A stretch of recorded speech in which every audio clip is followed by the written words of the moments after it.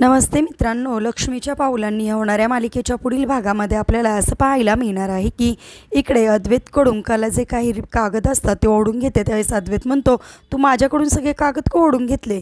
त्या क्षणी लगेचच इकडे रजनी मॅडम म्हणते, अरे हिशोबाचे कागद आहेत ते, महिन्याभराचे बिल आहे ते सगळे, असं म्हणता क्षणी लगेचच इकडे कला अद्वैतच्या हाताला धरते आणि टेबलवर बसते आणि म्हणते, चल मी तुला महिन्याभराचा हिशोब करायला शिकवते। असं म्हणता क्षणी लगेचच इकडे अद्वैत म्हणतो, सोडे काय चाललंय सगळं, असं म्हणून तिथून निघून जायला लागतो।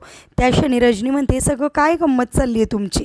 त्यावेळेस अद्वैत म्हणतो, गंमत नाही अगं ही, असं म्हणून तिथून निघून जातो। आणि हे सगळं काय तिथे बसून रोहिणी बघत असते आणि तोंड वाकडं करत असते। त्यानंतर अद्वैत निघून जातो आणि रजनीसुद्धा कलाला घेऊन किचनमध्ये कामाला लागते। आणि त्या क्षणी त्या खुर्चीपाशी एक कागद पडलेला असतो, त्याच्यावर पूर्णपणे जे कलाने डिझाईन बनवले असतात ते डिझाईन असतं। ते डिझाईन रोहिणी बघते, तो कागद ती उचलून घेते आणि म्हणते, हे डिझाईन नक्कीच ह्याच्यामध्ये काहीतरी गुपित दडलेलं आहे, आता हे हाती लागलंच आहे तर सत्यापर्यंतसुद्धा जाऊ द्यात, असं म्हणून ती आता विचार करते।